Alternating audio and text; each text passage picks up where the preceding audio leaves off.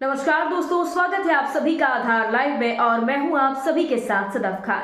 मोदी सरकार ने सीएए कानून को लागू कर पूरे ही देश भर में एक नया मुद्दा छेड़ दिया है और एक बार फिर सभी राजनेता, चाहे वे भाजपा से हो या कांग्रेस से, महज इसी मुद्दे पर अपनी प्रतिक्रियाएं दे रहे हैं। इसी कड़ी में कांग्रेस के प्रत्याशी फूल सिंह बरैया का बयान सामने आया है। इसी कड़ी में भिंड लोकसभा से कांग्रेस प्रत्याशी और वर्तमान कांग्रेस विधायक का विवादित और भड़काऊ बयान सामने आया। हमेशा विवादों में बने रहने वाले और चर्चाओं में बने रहने वाले कांग्रेस प्रत्याशी फूल सिंह बरैया एक बार फिर अपने बयान को लेकर सुर्खियों में हैं। इस बार बरैया ने दलित और मुस्लिमों की गर्दन काटे जाने का डर दिखाते हुए केंद्र की भाजपा सरकार को टारगेट किया। इतना ही नहीं, बरैया ने सीएए का विरोध करते हुए देश के मुसलमानों का डीएनए टेस्ट करवाने की भी बात रखी। फूल सिंह बरैया ने अपने बयान में कहा, वैसे तो बीजेपी का केंद्र की सत्ता में वापस आना काल्पनिक लगता है, फिर भी भाजपा यदि केंद्र में सत्ता में रहती है तो सबसे पहले मुस्लिम और दलितों की गर्दन काटेगी। बीजेपी की, वैसे मैं काल्पनिक बात कर रहा हूँ। मैं बीजेपी अगर सत्ता में रहती है, ये तो नहीं कहूँगा कि फिर सत्ता में आएगी, नहीं, आप लोग पकड़ लेंगे।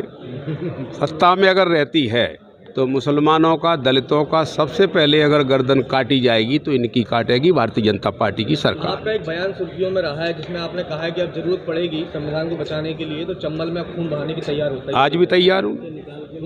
बिल्कुल, संविधान के ऊपर अगर इन्होंने उंगली उठाई भारतीय जनता पार्टी के लोगों ने, सरकार ने, तो करोड़ों लोग, इतने करोड़ लोग हैं, आप सुनकर के दंग रह जाएंगे। इतने करोड़ लोग अपना लहू बहा करके चंबल को बहा देंगे।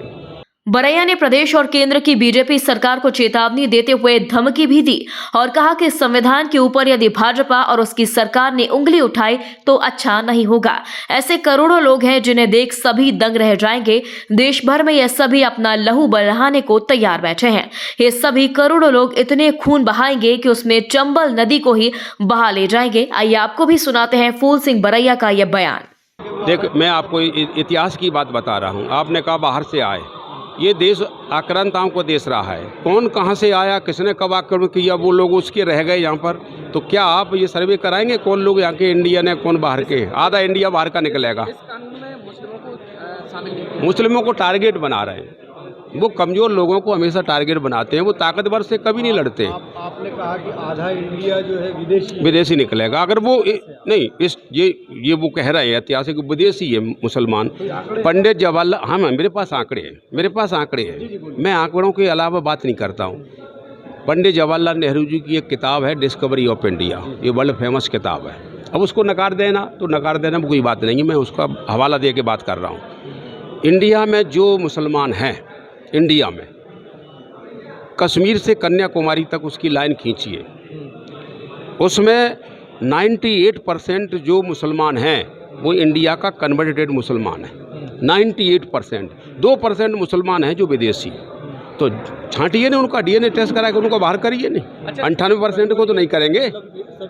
सभी है, मतलब ये नहीं कह सकते कि हम हिंदू हैं, मतलब इंडियन है।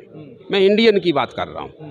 भाई हिंदू उस समय जब बात थी तब तो हिंदू ये भी नहीं कह रहे थे कि हम हिंदू हैं। ये तो हिंदू अभी से कहने लगे, नहीं 400-500-700 साल से। इसके पहले इन्होंने कभी नहीं कहा कि हम हिंदू हैं। तो मैं जब की बात कर रहा हूँ, जब मुसलमानों में जो लोगों का कन्वर्सन हुआ तो उसमें 98% पंडित जवाहरलाल नेहरू जी ने अपनी किताब में लिखा है कि 98% मुसलमान जो इंडिया का कन्वर्टेड आदमी है, इंसान है। अब उसको विदेशी कैसे कहोगे आप? पूर्व सरकार ने क्या सोचते हैं आप इस कानून? देश की सरकार जो भी कानून वैसे तो लागू करती है, जो भी कानून, उसके मैं पूरी तरह से खिलाफ हूँ।